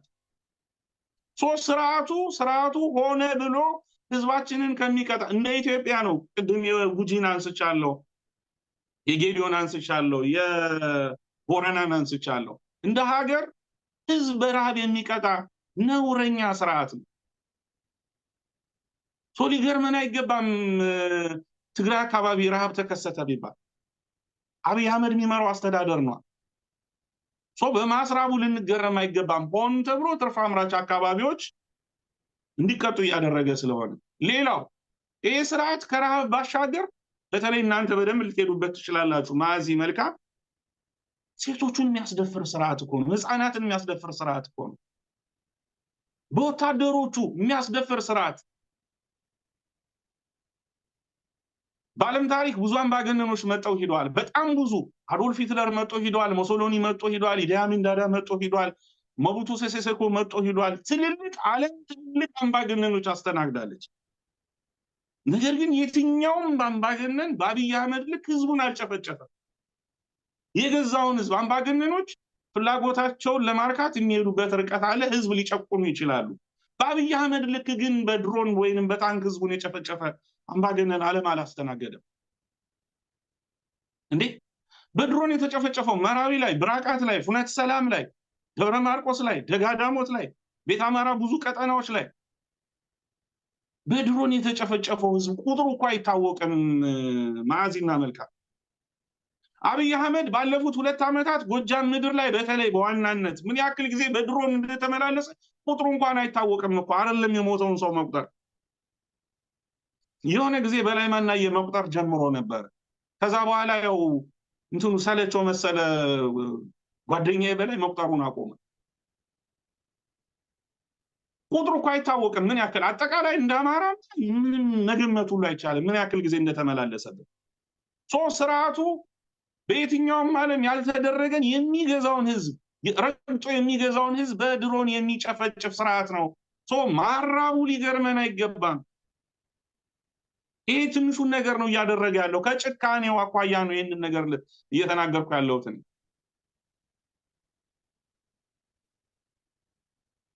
ቀደም ብሎ እንደተጠቀሰው ትግራይ ረሃብ ተከስቷል። አዎ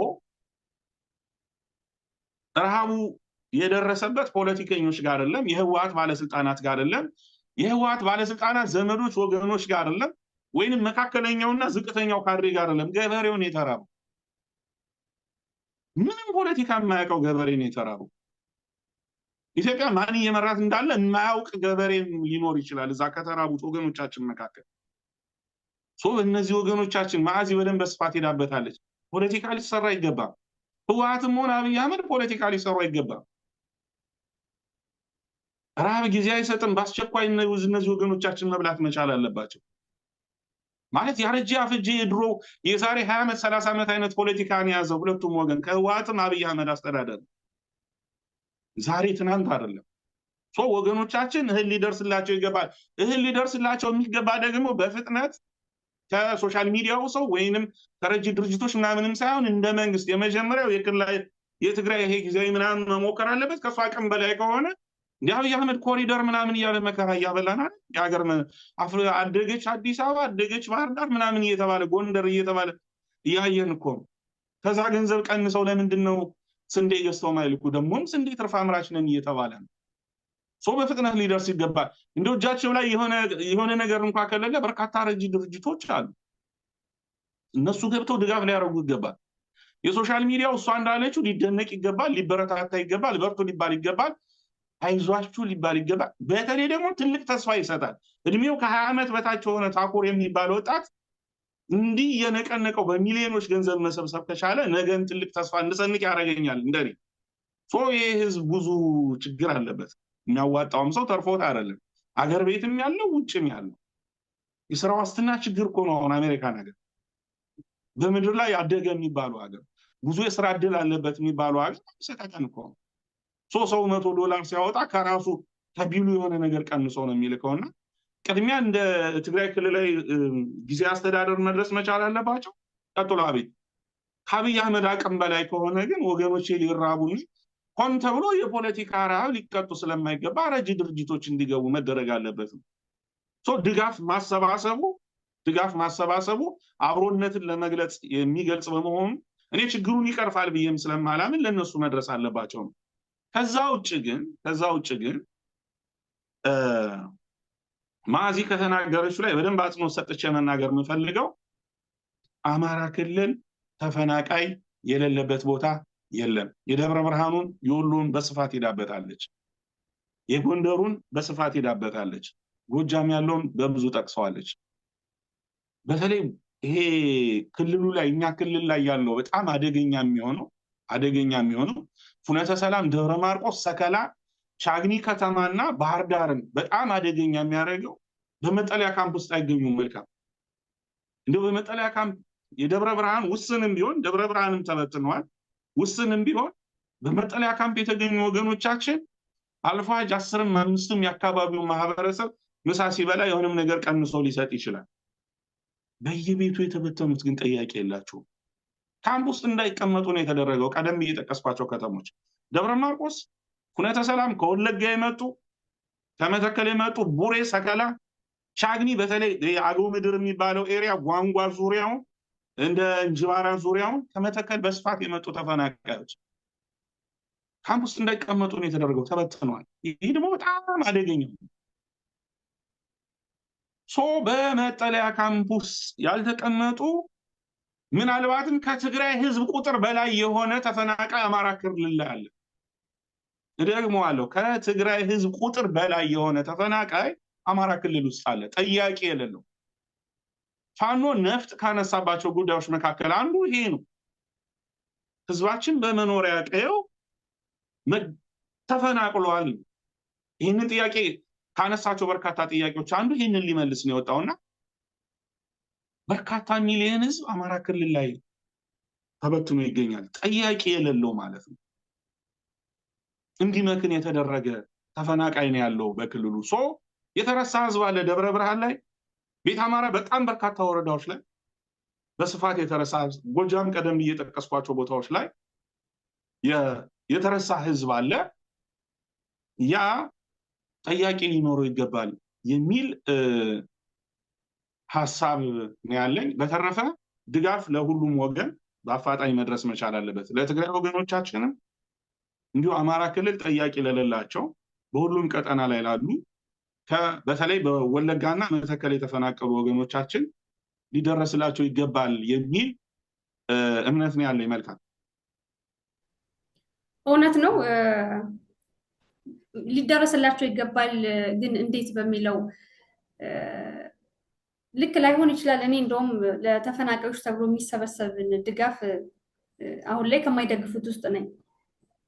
ምክንያቱም ከዚህ በፊት ብዙ አይነት ቀውሶችን አይተናል እና አሁን የትግራይ ክልል አስተዳደር የሚሆን የብልጽግና አገዛዝ ከቀውስ የሚያተርፍ ቀውስን ራሱ ፈጥሮ ከቀውስ የሚያተርፍ ነው እንጂ ህዝቡን በትክክል የሚረዳ ነው ብዬ አላስብም።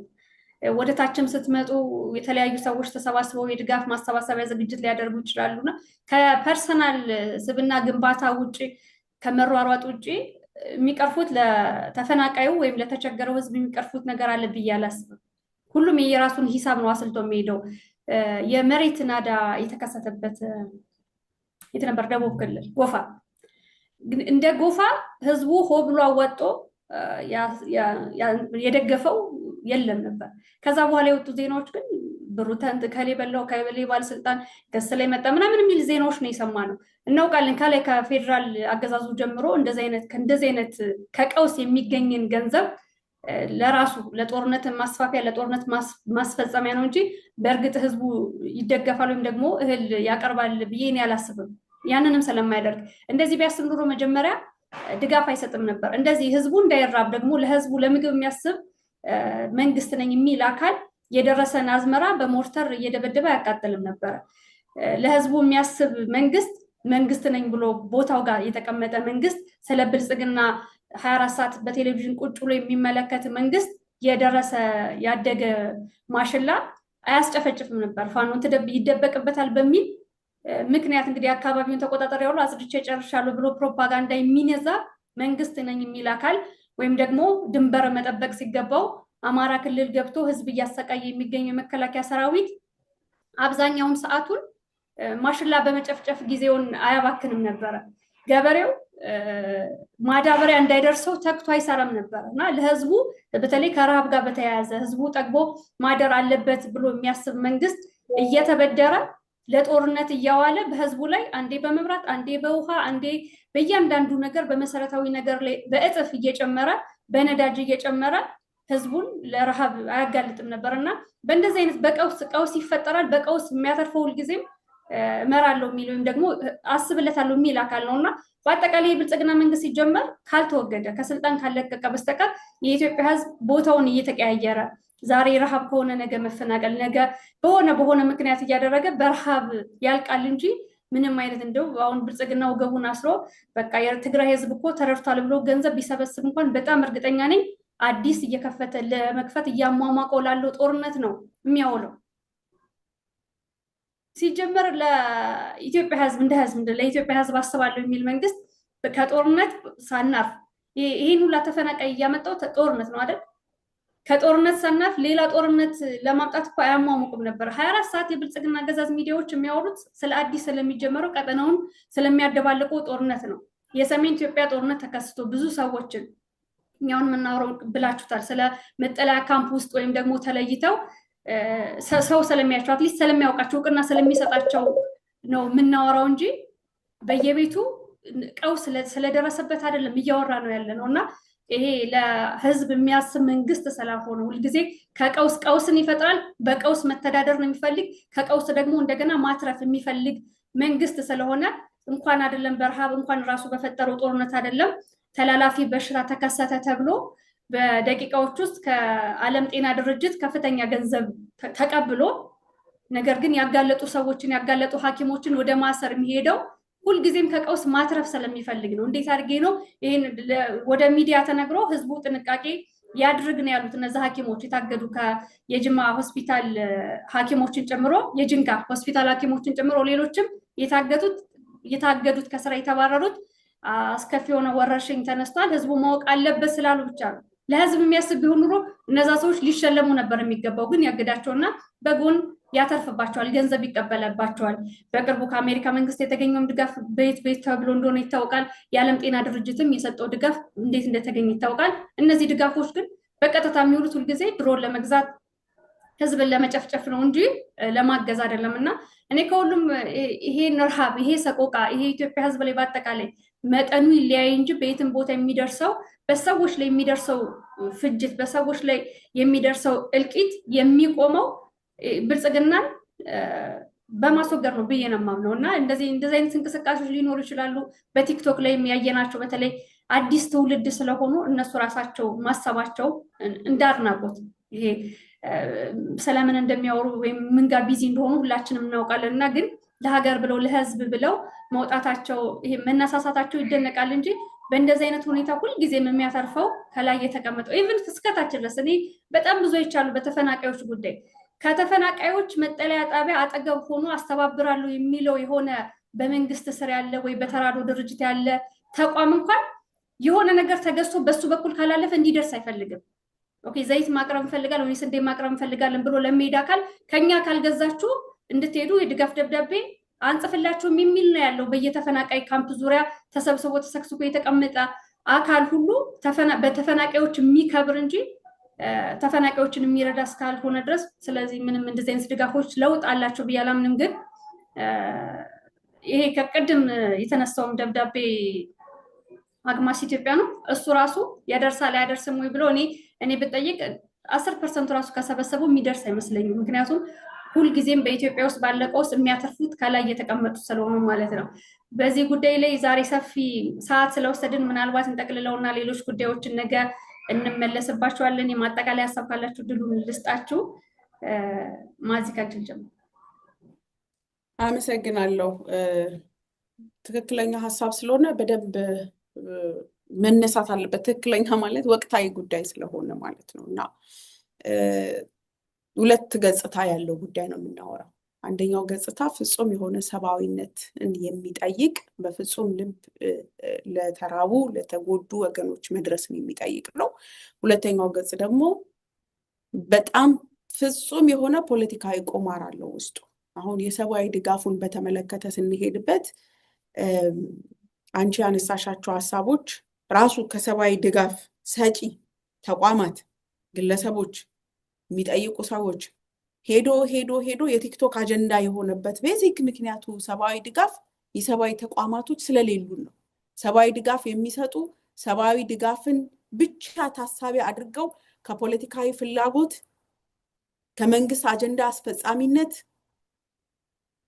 ንጹህ ሆነው ከዛ ገለልተኛ ሆነው የሚሰሩ ፈጥኖ ደራሽ የሆኑ አንዲት ችግር በተፈጠረ ቁጥር እነሱን ሪፈር የምናደርጋቸው ተቋማት ቢኖሩን ተቋማትን ተይዩና ግለሰቦች ቢኖሩን በዚህ ደረጃ ሄዶ የቲክቶክ አጀንዳ ወይም በዚህ ደረጃ ወርዶ ቲክቶክ ላይ ያሉ ሰዎች ብቻ ገንዘብ በቃ ምክንያቱም ያላቸው ፕላትፎርም እነሱ ስለሆኑ አሁን ባለው ነባራዊ ሁኔታ እዛ ላይ ወርዶ እነሱ ላይ ዲፔንድ አይሆንም ነበር። በአማራ ክልል ጉዳይ ላይ ታኩርን አነሳን እንጂ ሌሎቹም በትግራይ ላይ አሁን ህጻጽ ላይ በተፈጠረው ረሃብ ፖለቲከኞች አይደሉም የነገሩን ወይም ሜንስትሪም ሚዲያ አይደለም ቦታው ላይ ደርሶ ኢንቨስቲጌት አድርጎ ያሳዩን እነሱ ጉዳዩን መፈጠሩ የሁሉ ነገር መሆኑን እንደው የተወሰነ መረጃዎች ቢኖሩን እንኳን ቲክቶከር ናቸው ገንዘብን ሰብስበው እንድረስላቸው እያሉ ያሉትም የተለያዩ ፎቶዎችን እያወጡ ያሉትም እነዚህ በቲክቶክ የምናውቃቸው ወጣቶች ናቸው።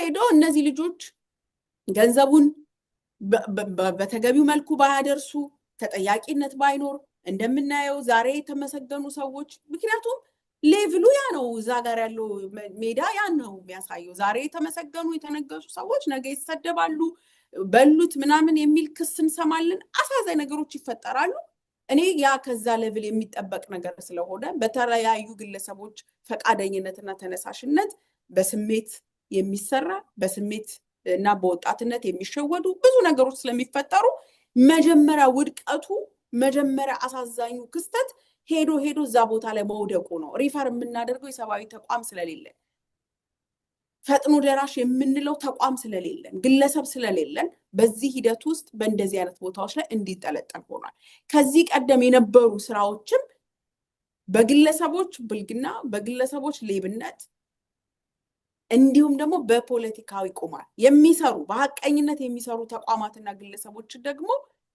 በሐሰት ስማቸውን በማጥፋት ከማህበረሰቡ ጋር እንዲራራቁ ማለት እናንሳው ካልን ሰፊ ነገር ስለሆነ ያለፈውን 2 ዓመት መልካም ታስታውሻላችሁ ተስፍሽ የትኛው የአማራ ፖለቲከኛ የትኛው የአማራ አክቲቪስት የትኛው የአማራ ጋዜጠኛ ነው የሰብአዊ ምንድነው የስብዕና ገደላ ያልተደረገበት የሚሰራው ስራ ያደረገው በጎ አስተዋጽኦ በኔጌቲቭ ስዕሎች እንዲሳል ያደረጋቸው ስራዎች በሙሉ ከክፋት ፐርስፔክቲቭ እንዲታዩ ፖለቲካዊ አጀንዳ የተሰጠ ሰው የሚባል ሪፈር የሚደረግ እከሌ ብለን የምንጠቅሰው እከሌ ብለን እንዲሰራ ኃላፊነት የምንሰጠው ሰው እንድናጣ አልተደረገም ወይ እንዳማራ እንዲህ አይነት ሻጥሮች ሲሰሩ አልከረሙም ወይ ዛሬ እከሌ እንዲህ ሊያደርግ ነው ሲባል እከሌማ ይሄ ነው ተብሎ አጀንዳው ከፊት ቀድሞ የሚፈለገው ሰብአዊ ድጋፍም የሚፈለገው አትኩሮት እንኳን እንዳይሰጥ አክቲቪዝም እንኳን በአግባቡ እንዳይሰራ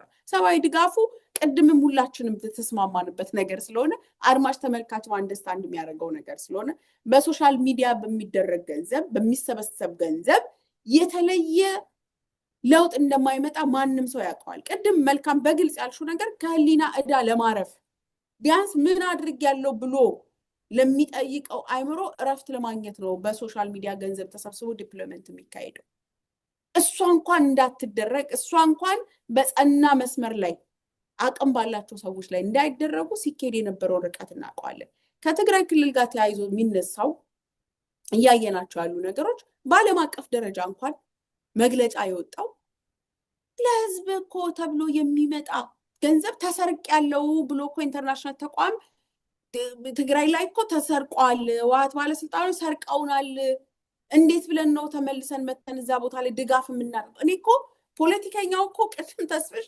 ሆም ብለው ያስራቡ መንገድ ዘግተው ምናምን ትላለ ከዛ ደጋፊ ደግሞ ሲመጣ ደግሞ ኢንተርናሽናል ተቋም ደግሞ መጥቶ ሲደግፍ ደግሞ የሚሰርቁት እነሱ ናቸው ከተፈራቃይ በላይ ሆነው ተስገብግበው መጥተው የሚዘርፉት በየቦታው በየስራቻው ያለ ካድሬ እንደገና በትልቅ ደረጃ ያለው ባለስልጣን በፌደራልም በክልልም ደረጃ ያ ተሰርቆ ለጦርነት እንደሚውል እኮ እናውቀዋለን ይሄንን ያደለው ያልኩት ይሄን ኢትዮጵያ ውስጥ ያለ የአማራ ፖለቲከኛ የትግራይ ፖለቲከኛ አይደለም ያለው ዓለም አቀፍ ተቋማት ናቸው ሰብአዊ ድጋፍ ማድረስ እንዴት ፈተና እንደሆነባቸው የተናገሩት ይሄን ማወራው በየሰፈሩ ያለ ካድሬ የቀበሌ ፖለቲከኛ የሰረቀውን የዘረፈውን ዱቄት አይደለም እሱንማ እንደው ገመናው ሲገለጥ ነገር ለታሪክ የምናወራው ከካድሬ ጋር እንዴት እየተቀማማንና እየተሻወድን ለህዝብ እኮ ዱቄት ይደርስ እንደነበረ እኮ እኛ እኮ የቁም ማስረጃ ነኝ ከካድሬ ጋር እኮ በጥይት ተታኩሰናል ተኩሰውብናል እኮ ደሴ መሃል ስቴዲየም ላይ ጥይት ተኩሰው ለህዝቡ እንዳይደርስ ጥይት ተኩሰው ሰው ሲበተን ዘርፎ ዱቄት የሚያስገባ ካድሬ ነው ከዚህ ሁሉ ሰው ተርፎ ለረሃብተኛ እንደማይደርስ በግልጽ እናውቀው ከስር መሰረቱ መፍታት እንደማይፈልግ በግልጽ የሚታወቅ አብይ አህመድ ማለት በኩራት የሴቶችን መደፈር እንዴት አጀንዳ ታደርጋላችሁ ብሎ ፓርላማ ላይ የሚናገር ሰውዬ እኛ በሰይፍ እየተወጋን እኮ እየተደፈርን ያለ ነው ሴት ተደፈረ ብላችሁ አትናገሩኝ ብሎ ጠረጴዛ ደብድቦ ለፓርላማ የሚናገር የፓርላማው ሰው ደግሞ የሚያጨበጭብለት ሰው ነው። በአማራ ህዝብ ቁስል ላይ ተራ ሽፍቶች ናቸው እያለ በመመጻደቅ በፓርላማ የሚጨበጨብለት ሰው ነው። በፓርላማ አጸድቆ ህዝቡን የሚገድል ነው። እኔ ከተስፍሽ የምለየው ጊዜያዊ አስተዳደር ወይ መንግስት እርዳታ ያድርግላቸው ከኮሪደር ልማቱ የተረፈውን ገንዘብ ወስዶ ይስጣቸው ብዬ ልቀልድ አልፈልግም። አያደርጉትም። ተስፋዬ መናገር አለብኝ ብሎ ስላሰበ የተናገረው እንጂ እንደው ይሄ ሁሉ ነገር ቀርቶባቸው ዓለም አቀፍ አንደኛ በመሬት ላይ ባለው እንኳን አይደለም በሶሻል ሚዲያ በቲክቶክ ገንዘብ ይቀርና የኢትዮጵያ ህዝብ በሙሉ ቢረባረብ ራሱ አቅምም ስለሌለው ህዝቡ በኢትዮጵያ ደረጃ ሊፈታ የሚችል የረሃብና የሰቆቃ ሁኔታ አይደለም አሁን ኢትዮጵያ ውስጥ ያለው። ኦሮሚያም ትግራይም ሶማሌም በየቦታው ረሃብ አለ። ስላላየነው ስላልሰማነው ነው። ከሰማነው በኋላ ካየነው በኋላ ስለምንናገር ነው። የሰሜኑን የተለየ የሚያደርገው በጦርነቱ ምክንያት ተፈናቅሎ ያለው ተርቧል። አሁንም በጦርነቱ ውስጥ ያለው ሰው ደግሞ እንደገና እየተራበ ነው። ከጦርነቱ በፊት ጀምሮ የተፈናቀለው አሁን የጦርነት አውድማ በሆነው ቦታ ላይ የጦርነት አውድማ ላይ ተፈናቃይ እኮ ወደ ሴፍ ዞን ነው አይደለም የሚሄደው። ሴፍ ወደሆነበት ቦታ ሄዶ ነው እኮ የሚጠለለውና ከረሃብ የሚድነው። ያ ህዝብ ግን እድለቢስ ህዝብ ስለሆነ እንደገና አሁንም በጦርነት አውድማ በሆነበት ቦታ ላይ ነው ተፈናቅሎ በረሃብ እየተቀጣ ያለው። ስለዚህ ዓለም አቀፍ ተቋማት እንዲሰሙት እንዲያዩት መንገድ ክፍት እንዲደረግላቸው ትልቅ መረባረብ መሰራት አለበት። ቲክቶክ ላይ አይደለም መረባረብ ያለበት። እንትና 100 ብር ሰጠ 200 ብር ሰጠ ላይ አይደለም መረባረብ ያለብን። እነዚህ ልጆች የሚያደርጉትን ነገር አፕሪሺየት አድርገን ፕሮቴክት አድርገን ዓለም አቀፍ ተቋማት እንዲሰሙት እንዲያዩት ግን ትልቅ ጫና መፈጠር መቻል አለበት። ረጂ ድርጅቶች እንዲገቡ መንገድ መከፈት አለበት። ቅድም እንዴት አይነት መንገድ መዘጋቶች ዲቴይል እንደሆነ ተስፍሽ ሄዶበታል። ኢንተርናሽናል ተቋማት ገብተው እንዲያዩት አይፈለግም። ገለልተኛ አካላት እንዲያጣሩት አይፈለግም። አፍኖ ሲጅ አድርጎ ህዝቡ መጨረስ ነው የሚፈለገው። በዚህ ሂደት ውስጥ የሚጋለጥ ፖለቲካ አለ። በዚህ ሂደት ውስጥ የሚጋለጥ ወንጀል አለ። በዚህ ሂደት ውስጥ የተፈጸመ ጄኖሳይድ ዋር ክራይም ሊታይ ይችላል። ስለዚህ ታፍኖ በረሃብ እንዲሞት ነው የተፈቀደው። ይሄ መንገድ ክፍት እንዲደረግ ገለልተኛ አካላት እንዲገቡ ትልቅ ርብርብና ጥሪ ካልተደረገ በስተቀር በዚህ አይነት ግርግር ረሃባቸውን አናስታግስ። አቅሙም የለንም ያኔ ማድረግ። ሲጀመር ፖለቲካዊ መስማማቱ መግባባቱም የለንም። ውሸታሞች ነን። 3 ቀን ብትሰጪው ይሄ ነገር ይቀየራል። መጣላት ይጀምራል። እዛው ሶሻል ሚዲያ ላይ እዛው ቲክቶክ ላይ ሲባሉ እናያቸዋለን። ማህበራዊ ሚዲያው ካሁኑ መጠቋቆም ጀምሯል። የትም አይደርስም፣ ፈቅም አይል። በፍጹም ልብ እንኳን ተስማምተን ብንሄድ በአቅም ደረጃ እዛ ጋር መድረስ ስለማይቻል ይህንን መረባረብ ከገንዘብ ማዋጣት በላይ ዓለም እንዲሰማው፣ ዓለም እንዲያየው፣ ዓለም ገብቶ እንዲያድናቸው፣ ወገናችን እንዲያድናቸው ጥሪ ማቅረብና ከዚህ ፐርስፔክቲቭ ነው ስራዎችም አድቮኬስን አክቲቪዝምን መሰራት ያለበት ብዬ ነው ማምነው። በጣም አመሰግናለሁ። ጨርሻለሁ። በጣም አመሰግናለሁ። ጥሩ ነው የተናገርሽው። በተለይ አሁን እየተደረጉ ያሉ እንቅስቃሴዎች ዓለም እንዲሰማቸው ጥሩ ማሳያ ይሆናሉ። በጣም ትክክለኛ እኔም የምጋራው ሀሳብ ነው። ከአንድ ዶክተር ጋር ቆይታ አድርጌ ነበር ከዶክተር ግርማ ጋር እና አንድ ሀብት ሲመጣ ለ7 ትውልድ ይዘልቃል ተብሎ ይታሰባል። ያ ከዛ ሀብት ከአንድ ትውልድ ካመጣው ሀብት እስከ 7 ትውልድ ድረስ ሂዶ ያን ትውልድ ሊጠቅም ይችላልና መፈናቀል ሲመጣ አንድ ቤተሰብ ላይ እንደዚህ አይነት መፈናቀል ሲያጋጥም ችግሩ የሚዘልቀው እስከ 7 ትውልድ ነው ብሎ ነበርና ሁልጊዜ የሚፈናቀሉ ሰዎችን የሚጎዱ ሰዎችን ሳይ የብልጽግና አገዛዝ በአማራ ህዝብም ሆነ በሌላው ህዝብ ላይ የተጠና ትውልዱን የማጥፋት ቀስ በቀስ ትውልዱን የመግደል ስራ እየሰራ እንደሆነ ነው የሚገባኝና ይሄንን ራሱ የሚፈጠረው ረሃብ የሚፈጠረው ችግር መፈናቀል ባለፈው ሚያዝያ አንስተሻል። የአጃንስ ፍራንስ ፕሬስ ባወጣው ዘገባ ላይ አንድን ሰው አናግሮ ባወጣው ዘገባ ላይ በርካታ በሚሊዮን የሚቆጠር ህዝብ በዚህ ጦርነት ተፈናቅሏል ብሏልና በእያንዳንዱ ጦርነት የሚደርሱ እንደዚህ አይነት ሰብአዊ በደሎች የአማራን ህዝብ በዘላቂነት ለማጥፋት ከምድረገጽ ለማጥፋት ወይ እነሱ እንደሚሉት ሰሜኑን አዳክሞ የራሳቸውን ነገር አጉልቶ ለማሳየት የሚደረግ ሂደት ስለሆነ አሁንም ዞሮ ዞሮ መጨረሻችን ፋኖ በትግሉ ከሚያሳካቸው ጉዳዮች አንዱ ይህንን በአማራ ህዝብ ላይ የተጋረጠውን የህልውና አደጋ መቅረፍ ነው። ተስፍሽ መጨረሻ የምታጠቃልለው ሀሳብ ካለ እድሉ ልስጥና ወደ ውይይታችንን እንቋጨው። ረዥም ሰዓት ወስደናል። እኔ ላይ ስትደርሱ ነው እንግዲህ ደቂቃው ትዝ የሚላችሁ። አላበዛም፣ አጠር አድርጌ እንትን እላለሁ። ምንድነው በስፋት ሄዳበታለች ማዕዚ። እኔ የጊዜያዊ አስተዳደሩና የአብይ አህመድ አስተዳደር ስር ለፍጥነቱ እንጂ ኃላፊነታቸውን የሚወጡ ስብስቦች ናቸው ብዬ አይደለም፣ ያደርጉታል ብዬም አይደለም። ግን ረጂ ድርጅቶች ከውጭ እስኪገቡ ከወደብ ማጓጓዝ የመሳሰለው ነገር አለ። ረሃብ ጊዜ አይሰጥም፣ ቀደም ብዬ እንዳልኩት በቅርብ ርቀት ያለ ጊዜያዊ አስተዳደሩ ነው በሚል እና ግዴታው እንደሆነ ኃላፊነት እንዳለበት እንደው ለማስታወስ ከዘነጉት ለማስታወስ ያክል እንጂ ሰዎቹ ያደርጉታል ብዬ አላምንም። ማዕዚ ካለችው በመረጃ ለማስረገጥ ያክል ረጂ ድርጅቶች በስፔሲፊካሊ የሳማንታ ፓወር ከ500,000 ሊትር በላይ ነዳጅ ተዘርፈናል ያለችው በትዊተር ገጿ ላይ ወጣ። ወደ 150,000 ጋሎን ተጨባጭ ለማድረግ ማለት ነው።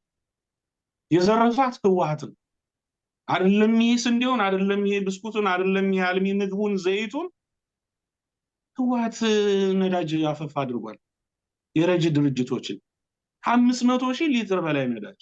ይህን በግልጽ ነው የትዊተር አካውንቷ ላይ ወጣ ሳማንታ ፓወር የጻፈችው። እና እንዲህ አይነት ታሪክ ያላቸው ሰዎች ናቸው ማለት የነዛም እርዳታ ጋር በተያያዘ ከአብይ አህመድ የተለየ ታሪክ አይደለም ያላቸው የህወሓት መሪዎች ህዝባቸው ላይ የሚጨክኑ ጨካኞች ናቸው። እነሱ ያደርጉታል ሳይሆን በቅርብ ርቀት ያሉ እነሱ ስለሆኑ ያን ማስታወስ አለብኝ በሚል ነው። በመደምደሚያው አስማማለሁ። ዓለም አቀፍ ተቋማት በስፋት ሊገቡ ይገባል። ዓለም አቀፍ ተቋማት መግባት ያለባቸው ለትግራይና አማራ ክልል በስፋት ቀደም ብዬ እንደገለጽኩት አራቱም ቀጠና ላይ ሸዋ፣ ቤት አማራ፣ ጎጃም፣ ጎንደር የተበተነ ህዝብ ነው ያለው። የተበተነ ተፈናቃይ በካምፕ ውስጥ ካለው ይልቅ ልድገመው ከትግራይ የህዝብ ቁጥር የሚበልጥ ተፈናቃይ በአማራ ክልል ተሰራጭቶ ነው ያለው። ሰፊ ቁጥር ስለሆነ ለዛም ድጋፍ ያስፈልጋል። ከምንም በላይ ግን ጩኸታቸው የማይሰማ የማይነገርላቸው መሀል አዲስ አበባ ነጭ የለበሱ ረሃብተኞች አሉ። እናቶች መለመን የማይችሉ ነጭ ለብሰው 2-3 ልጆች ያላቸው ትዳር ያላቸው የተፈናቀሉ ከስራቸው በማንነታቸው የተባረሩ በብዙ ምክንያቶች መሀል አዲስ አበባ ቁጭ ብለው የተራቡ ወገኖቻችን አሉ። ነጭ ለብሰው በየጥጉ የቆሙ መሀል ከተማው ላይ መንገድ ላይ ለመጠየቅ የፈሩ ልምድ የሌላቸው ፊታቸው ላይ የሚታይ ትናንት አንድ የሶሻል ሚዲያ ወዳጅ ሰይድ አህመድ የሚባል ምን ጽፎ አየሁት። አሁን አዲስ አበባ ያለው የልመና ሁኔታ ስልክ እንኳን አውርተህ እስክትጨርስ ጊዜ የሚሰጥ አይደለም። ላይ ይመጣሉ እያወራ መሀል አዲስ አበባ ያለው ረሃብ በጣም ዘግናኝ እኮ ነው። የማይሰማ ጩኸት፣ በነጭ ልብስ የተሸፈነ ጩኸት፣ ትልቅ ረሃብ አለ መሀል አዲስ አበባ። የነዚህ የለየለት የሚታወቅ ስለሆነ ተፈናቅለው የመጡ ስለሆነ በሀገር ደረጃ ይሄ ትልልቅ ከተሞች ላይ አለ። አዲስ አበባ፣ ባህር ዳር፣ ድሬዳዋ፣ ሐዋሳ እንዲህ ትልልቅ የምንላቸው ስርዓቱ በፈጠረው የኑሮ ውድነት ምክንያት በብልሹ አስተዳደር የተፈጠረ ችግር። ስለዚህ ረጂ ድርጅቶች በስፋት መግባት ያለባቸው ለትግራዩና ለአማራው ብቻ ሳይሆን እንደ ሀገር ነው። ህዝቡ ተርቧል። ከ20-30 ሚሊዮን ብር ህዝብ በላይ በረሃብ እየተቀጣ ያለ ሀገር ነው ያለንና እሱ ጋር እስማማለሁ የዓለም አቀፍ ተቋማት ይግቡ በሚለው። ከዛ ባሻገር ግን መፍትሄው ምንድነው ነው ባጭሩ። መፍትሄው ፋኖ ቀድሞ ገብቶት፣ ፋኖ ቀድሞ ተረድቶት፣ ፋኖ ጉዳዩን በደንብ በተጨባጭ አይቶ ዳሶ ነፍጥ አንስቶ ስርዓቱን ከስሩ ለመንቀል ባለፉት 2 ዓመታት ከምናምን ዓለም እንደሚያውቀው ትግል ላይ ነው ያለው። ብቸኛውና ዘላቂው መፍትሄ ይሄ ነው። ዘላቂው መፍትሄ ስርዓቱን ከስሩ መጥረግ ነው። ስርዓቱን ከስሩ መንቀል ነው። ለዚህ መሀል ሀገር ያለውም እንቅስቃሴ ሊያደርግ ይገባል። የመሀል ሀገር አመጽ ያስፈልጋል። ሱዳን እኮ 10 ሳንቲም ዳቦ ጭማሪ ተደረገ ተብሎ ነው ያ ሁሉ አመጽ የተነሳው፣ ስርዓት ወደ መቀየር የተሄደው። ሌሎች ሀገሮች ላይ 20 ሳንቲም ነዳጅ ተጨመረ ተብሎ እኮ ነው በረሃብ ከማለቅ ደጀን አለ አሁን እየታገለ ያለ ፋኖ በራሱ ፕላን በራሱ ጊዜ አደረጃጀቱን አስተካክሎ ይደርሳል። ግን ያ ህዝብ አርበኛ ምሬ እንዳለ አልቀህ ነው ወይ የምትጠብቀኝ ብሏል። በረሃብ ማለቅ የለበትም ያ ህዝብ። በተለያየ ምክንያቶች የተረፈው ህዝብ በረሃብ ማለቅ የለበትም እና ከተሞች አዲስ አበባ ንቅናቄ መጀመር መቻል አለበት። ስርዓቱን ለመቀየር ስርዓቱን ለመለወጥ ንቅናቄዎች መኖር መቻል አለባቸው ብዬ አምናለሁ እኔና መፍትሄው ዋነኛውና ብቸኛው መፍትሄ ስርዓቱን ከስሩ መንቀል ነው። በተለይ ተፈናቃዮች ወጣት ሴቶችም ይሁኑ ወንዶች አረብ ሀገር መሄድ አይደለም መፍትሄው፣ ወደ ኡጋንዳ መውጣት አይደለም መፍትሄው። ተቀያቸው ያፈናቀላቸው፣ ቤተሰቦቻቸውን የገደለባቸው፣ ዘራቸውን ያሳሳባቸው፣ የጨፈጨፋቸውን ስርዓት መፋለም ነው ያለባቸው። በተለይ ተፈናቃዮች ወደ አረብ ሀገር በስፋት ይወጣሉ የሚል ነገር አንብቤያለሁ። እሱ ትክክል አይደለም። ወደ ጫካ ነው መውጣት መቻል ያለባቸው። አደረጃጀቱ አለ፣ መሳሪያው አለ፣ የተደራጀ መዋቅር አለ። ስርዓቱን ከስሩ ለመንቀል ወደ ትግል ሜዳ ነው መሄድ ያለባቸው ብዬ ነው ማምነው እኔ። መልካም ሌላውም አካል ቢሆን ከተማ አካባቢ ያለውም አካል ቢሆን የተማረው አካል መዋቅሩ አለ፣ አደረጃጀቱ አለ፣ ሰፊ ቀጠና አለ፣ ነፃ መሬት አለ። ፋኖን ወጥቶ ማገዝ ነው። መሄድ የማይችለው አካል ድጋፍ ማድረግ መቻል አለበት። ልዩ ልዩ መንገዶች አሉ ፋኖቹ የሚረዱበት መንገድ። ዘላቂው መፍትሄ እሱ ነው ብዬ ነው ማምነው። አመሰግናለሁ። በጣም አመሰግናለሁ። ሰፋ ያለ ቆይታ ነበር የነበረን። ከልብ አመሰግናለሁ። ተመልካቾቻችን ስለተከታተላችሁን ከልብ እናመሰግናለን። የዛሬው የውይይት መርሃ ግብራችን ይመስላል። ጤና ይስጥልኝ።